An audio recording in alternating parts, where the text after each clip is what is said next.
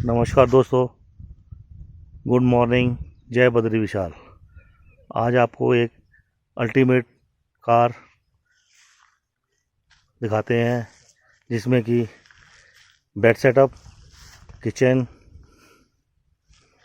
और इलेक्ट्रिसिटी का अरेंजमेंट कर रखा है, जो कि एक बहुत ही यूनिक कार है और बहुत बढ़िया सेटअप इन्होंने कर रखा है।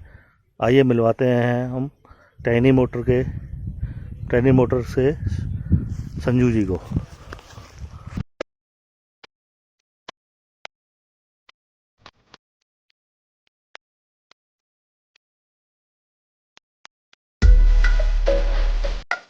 मेरा नाम संजीव पटवाल है। मैं उत्तराखंड से बिलोंग करता हूँ और गाज़ियाबाद में रहता हूँ।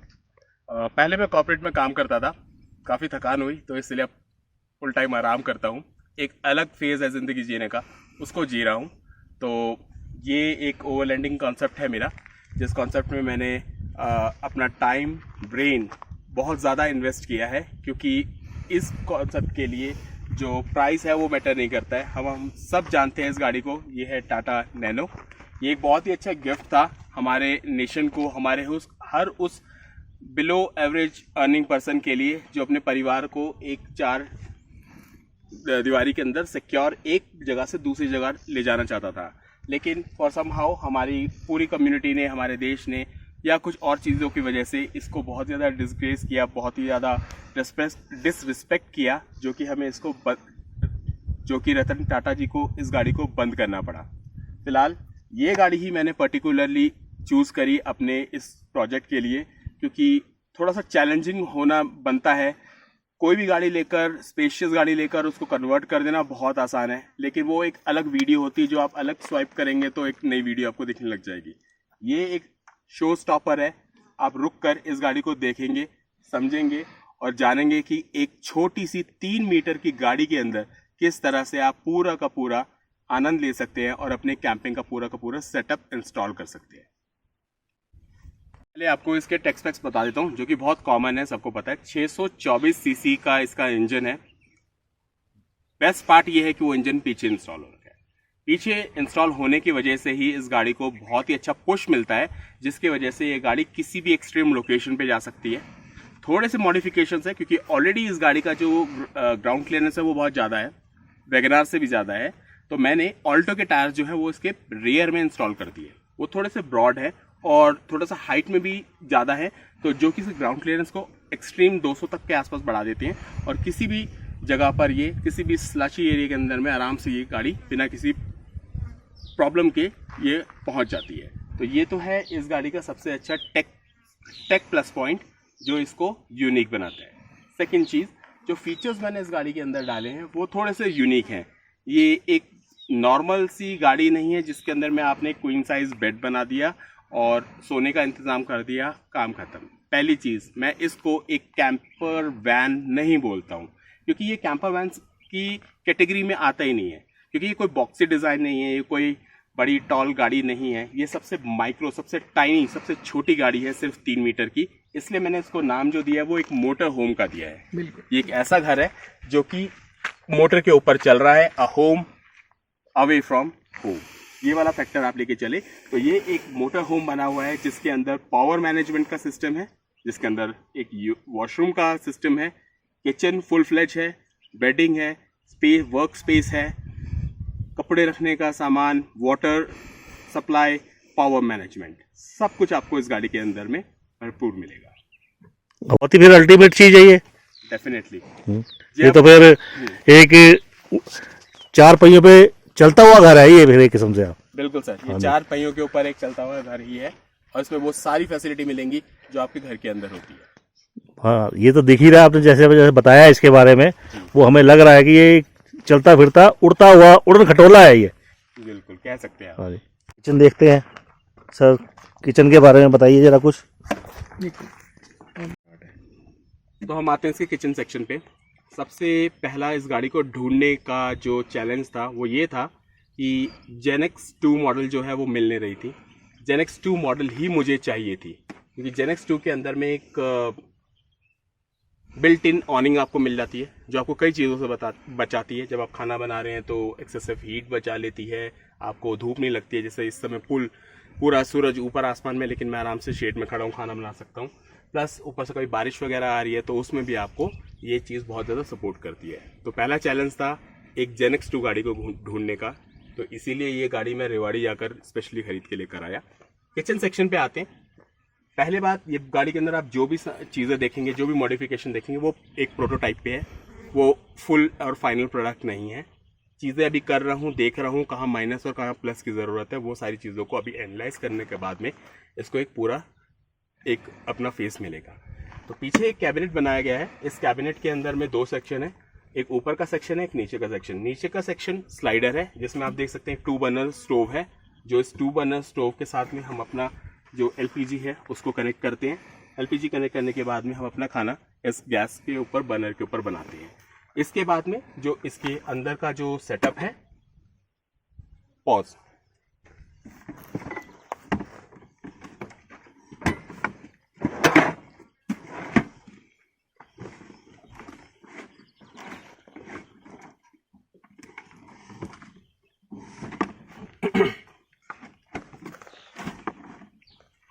तो अभी आपको दिखाता हूं कि जो इसके ऊपर का सेक्शन है वो हम किस तरीके से यूज कर सकते हैं। जब आप इस सेक्शन को ओपन करते हैं तो सबसे पहले जो ये आपका प्लेटफॉर्म होता है, इसको आप आराम से क्लीन करने के बाद में इसको चॉपिंग बोर्ड की तरह यूज कर सकते हैं।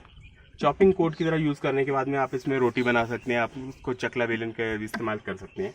इसके अंदर 2 कंपार्टमेंट बने गए हैं। दोनों कंपार्टमेंट बहुत ज़्यादा डीप हैं। एक कंपार्टमेंट के अंदर मैं अपने सारे यूटेंसिल्स रखता हूँ जो मुझे खाना बनाने के लिए चाहिए होते हैं, और जितने ज़रूरत होते हैं, कम से कम मैं सोलो करता हूँ, लेकिन हमेशा 2 या 3 लोगों के हिसाब से अपने बर्तन या राशन है उसको कैरी करता हूँ।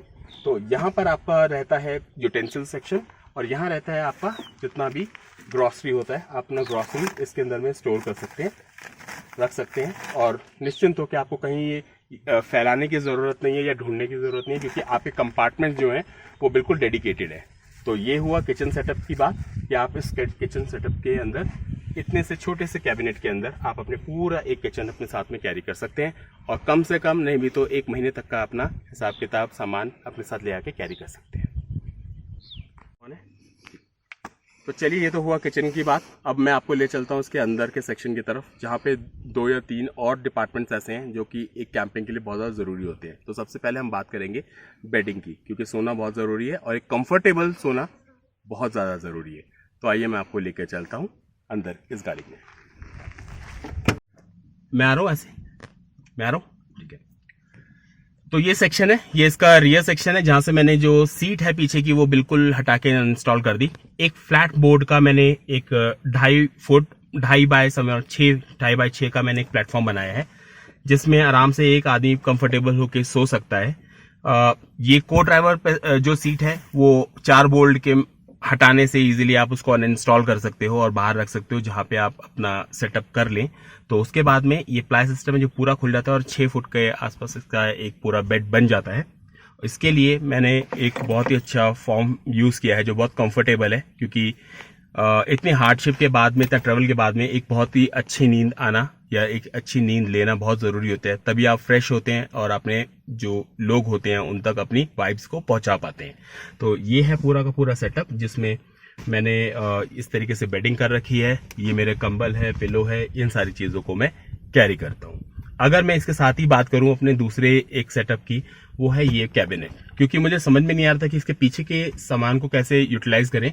तो मैंने एक कैबिनेट बनाया। इस कैबिनेट के अंदर में 3 कंपार्टमेंट हैं, जहां पे जो फ्रंट का कंपार्टमेंट है, इस कंपार्टमेंट के अंदर मेरे कपड़े आ जाते हैं, और पीछे का कंपार्टमेंट डिवाइडेड है 2 हिस्सों में। उस हिस्से के तरफ को आता है मेरा वाटर मैनेजमेंट, जिसमें कि एक 25 लीटर का फ्रेश वाटर टैंक है जो कि मुझे पानी प्रोवाइड करता है मेरे सारी नीड्स के लिए। और इस तरफ मेरे जितने भी गैजेट्स हैं या वायर्स, केबल, जो भी चीजें होती हैं टेक्निकल चीजें, वो सब मैं इस कैबिनेट के अंदर रखता हूं। सर, आपने जो ये यूनिक बनाया बेड आपने, और अंदर बॉक्स जो बनाया है जी, तो ये तो आप अंदर बैठ के आप इस पे काम भी कर सकते हैं। जी हाँ, बिल्कुल। तो ये तो और अंदर बैठ के खाना भी खा सकते हैं इसके ऊपर बैठ कर। बिल्कुल बिल्कुल। नीचे बैठ के खाना ऊपर रखिए, आप आराम से बैठ के खाइए। जी हाँ, बिल्कुल। अगर बाहर मौसम खराब है तो बिल्कुल, ये डाइनिंग टेबल की तरीके से भी यूज हो सकता है, ये वर्क टेबल की तरीके से भी यूज हो सकता है। जी हाँ, बिल्कुल सही। जो ये कंपार्टमेंट है इसमें हर एक छोटे से छोटे इंच का इस्तेमाल किया गया है, क्योंकि हम जगह बर्बाद नहीं कर सकते, क्योंकि इस गाड़ी में हमारे पास में जगह नहीं है, तो हमें हर सिंगल इंच को इस्तेमाल करना है। तो ये टेबल जब मेरा डाइनिंग टेबल की तरह यूज नहीं हो रहा होता है, तो सेम टाइम पे मैं यहाँ पे अपना डेटा कॉपी कर रहा होता हूँ, वीडियो एडिटिंग कर रहा होता हूँ, अपने दूसरे काम कर रहा होता हूँ। As a study table, as a work table, as a dining table भी मैं या अपना जो एंटरटेनमेंट सिस्टम होता है, जब मैं लेजर टाइम अपना यूटिलाइज कर रहा होता हूँ, तब उस टाइम पर मैं इस टेबल को भी इस्तेमाल करता हूँ। तो ये मल्टीपर्पस है, तो इनका मल्टीपर्पस यूज मैं अपने हर कैंपिंग के अंदर लेता हूँ। आपने बेड सेटअप दिखा दिया हमारे को, अपना डाइनिंग टेबल दिखा दिया, वर्किंग टेबल दिखा दिया। सर इसमें और ऐसा क्या चीज़ रह गई जो आप हमें आगे दिखाएंगे? जी हाँ, जैसे कि आपने अभी जो चीज़ें देखी हैं वो एक बहुत ही बेसिक चीज़ें होती हैं, लेकिन इसके साथ साथ आपको कनेक्टिविटी बहुत ज़रूरी चाहिए होती है। आप अपने घर वालों से, अपने दोस्तों से कनेक्टेड रहें, साथ में उन अपने उपकरणों को चलाने के लिए, उनको चार्ज करने के लिए इलेक्ट्रिसिटी की ज़रूरत होती है, प्लस साथ में वाटर मैनेजमेंट सबसे ज़्यादा इंपॉर्टेंट होता है कि आप उस पानी को कैसे कैरी करते हैं और कहाँ पे रखते हैं, क्योंकि हमें स्पेस भी बहुत कम मिली हुई है, तो हमें उसको उसी तरीके से बहुत अच्छे से और बहुत नीट एंड क्लीन तरीके से हमें उसको यूज़ करना था। तो मैं आपको सबसे पहले बताता हूँ कि यूजुअली जो लोग होते हैं वो अपना इंटरनेट के लिए अपने हॉटस्पॉट को यूज़ करते हैं। मोस्ट ऑफ द टाइम उनके फ़ोन्स जो होते हैं बहुत ज़्यादा गर्म हो जाते हैं, क्योंकि उनका जो हॉटस्पॉट फैक्टर होता है बहुत इस चीज़ के लिए नहीं बना है, थोड़ी चीज़ों के लिए बना है लेकिन नहीं। तो मैंने इस चीज़ को हमेशा समझते हुए, इसकी नीड को समझते हुए, हमें एक हुआवे का एक 4G राउटर मैंने लिया था। इसके अंदर आप जियो से लेके अपने सारे सिम डाल सकते हैं, ये सिम ऑपरेटेड है, प्लस ये AC पावर से चलता है। इसके अंदर एक 9 dBi का एंटीना लगता है, और मैं जब भी जिस लोकेशन पे जाता हूँ उस एंटीना को लग के अपनी गाड़ी के ऊपर रख देता हूँ। मुझे इंटरनेट की अब कोई चिंता करने की ज़रूरत नहीं है, क्योंकि ये 25 किलोमीटर दूर अगर कोई टावर है वहाँ से भी स्पीड को खींच लेगा और आपको एक बहुत ही अच्छी 4G स्पीड प्रोवाइड करेगा।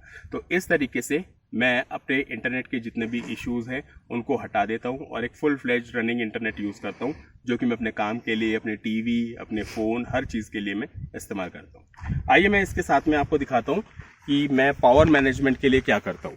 देखिए, पावर मैनेजमेंट में एक बहुत इंपॉर्टेंट चीज़ होती है, और हर ओवरलैंडर को पता है कि DC ऑपरेटेड जितने भी आइटम्स होते हैं वो बहुत ज़्यादा महंगे, एक्सपेंसिव आते हैं। सस्ता जुगाड़ क्या है? AC। अगर आप AC अप्लायंसेस को यूज़ कर रहे हैं तो उसमें आपको ज़्यादा खर्चा करने की ज़रूरत नहीं होती है। उदाहरण के तरीके से अगर आप एक 10 वाट की लाइट खरीदते हैं तो वो DC में ज़्यादा महंगी आती है, और AC के पावर के अंदर में बहुत सस्ती आती है। तो मैंने क्या किया, मैंने एक ई-रिक्शा की बैटरी ली जो कि 110 एम्प की होती है। 110 AH। हाँ, 110। तो मैंने एक ई-रिक्शा की बैटरी ली जो कि 110 AH की होती है, काफ़ी बड़ी होती है, क्योंकि मैं कभी भी अपनी गाड़ी के पावर सिस्टम को अपने ओवरलैंडिंग के कॉन्सेप्ट के साथ मर्ज नहीं करना चाहता। क्योंकि समझिए कि अगर आप किसी बीहड़ ऐसे जंगल में आप अगर कैंपिंग कर रहे हैं और गलती से एक बल्ब भी जला रह गया तो आपकी गाड़ी सुबह डाउन हो जाएगी, और जहाँ पे आपको इंसान भी धक्का लगाने के लिए नहीं मिलेगा। इसलिए कभी भी अपने गाड़ी के टेक्निकल्स और बैटरी सिस्टम को कभी भी इंडल्ज मत कीजिए अपने पर्सनल चीज़ के साथ में। हमेशा कोई ना कोई एक बैटरी AH की अपने साथ अलग से कैरी कीजिए। मैंने 110 की AH की बैटरी डाली है, प्लस एक 100 वाट का एक सोलर पैनल है, जो कि मैं इस तरह से बाहर उसको बैटरी को रिचार्ज करने के लिए यूटिलाइज करता हूँ, ताकि पूरे दिन मेरे में वो बैटरी मेरी आराम से रिचार्ज हो जाती है, जिसको मैं हमेशा रात को इस्तेमाल कर लेता हूँ। इस चीज़ को कनेक्ट करने के लिए मैंने एक सेकेंड हैंड इन्वर्टर 600 VA का लिया है, जो कि बहुत छोटा और कॉम्पैक्ट है, हमारे घरों में भी होता है, सिंगल बैटरी के 12 वोल्ट के साथ में वो ऑपरेटेड होता है। वो मैंने लिया है, जिसके बाद मैं अपने मोटर होम के अंदर लगे हुए सारे अप्लायंसेस को AC करंट के साथ में ऑपरेट कर सकता हूँ। तो आइए मैं आपको दिखाता हूँ कि मैंने इसमें और क्या सिस्टम कर रखा है, किस तरीके से अपने वाटर सिस्टम को मैनेज कर रखा है, और किस तरीके से मैंने अपने बैटरी को इंस्टॉल कर रखा है। कैबिनेट है, मैं आप इस कैबिनेट को दिखा रहा था। इस कैबिनेट के अंदर जो मैंने इस सेक्शन में वाटर मैनेजमेंट डाला है, यहाँ पर एक कटआउट बनाया है। इस कटआउट से ही पानी जो है वो मैं बाहर निकालता हूँ और यूटिलाइज करता हूँ अपने यूटेंसिल्स धोने के लिए और खाना वगैरह बनाने के लिए। साथ ही इसके नीचे की काफ़ी स्पेस थी जो यूज़ नहीं हो पा रही थी, तो मैंने अपनी बैटरी जो है 110 AH की, वो मैंने इसके नीचे साइड में इंस्टॉल कर दी है। उस बैटरी को मैनेज और ऑपरेट करने के लिए मैंने एक सोलर चार्ज कंट्रोलर लगाया है। ये सोलर चार्ज कंट्रोलर मेरे सोलर पैनल से एक अच्छे तरीके से ओवरचार्ज नहीं करने देता है मेरी बैटरी को, जिससे मेरी बैटरी ख़राब नहीं होती है, और पूरे दिन यूज़ करने के लिए मेरी बैटरी को चार्ज कर देता है। साथ में मैंने एक सर्किट ब्रेकर लगा रखा है। एमसीबी बहुत ज़रूरी है, क्योंकि गाड़ियों में इन्हीं चीज़ों की वजह से आग लग जाती है। तो हमेशा उस चीज़ को अवॉइड करने के लिए एक एमसीबी एक सर्किट ब्रेकर लगा रखा है। कभी भी कुछ ओवरचार्ज होता है, कुछ होता है, तो ये ट्रिप कर जाता है, और मैं इसको अपने तरीके से बंद भी कर सकता हूँ और चालू भी कर सकता हूँ। प्लस हमें हमेशा अपने साथ मैं हमेशा रिकमेंड करूँगा हर एक ओवरलैंडर को, ये एक बहुत ही सस्ती और छोटी सी चीज़ होती है, और हम लोग अक्सर बड़ी महंगे गैजेट्स तो खरीदते हैं, लेकिन ये चीज़ हम हमेशा मिस आउट कर देते हैं। ये सबसे इम्पॉर्टेंट है, क्योंकि अगर in case of God forbid any emergency कुछ हो जाता है, तो this is the life saver. आप सब अपनी गाड़ियों में इस चीज़ को ज़रूर इंस्टॉल करें, ये आपके एलपीजी सिलेंडर से भी ज़्यादा इंपॉर्टेंट है। तो this is what ensuring my safety, my motorhome safety। जी सर, पहले तो आप ये बताइए कि ये जो आपने चलता फिरता घर बनाया है, जो जी इतनी मेहनत आपने इसमें करी है, जो आपने जी। आप पहले इंजीनियर थे क्या?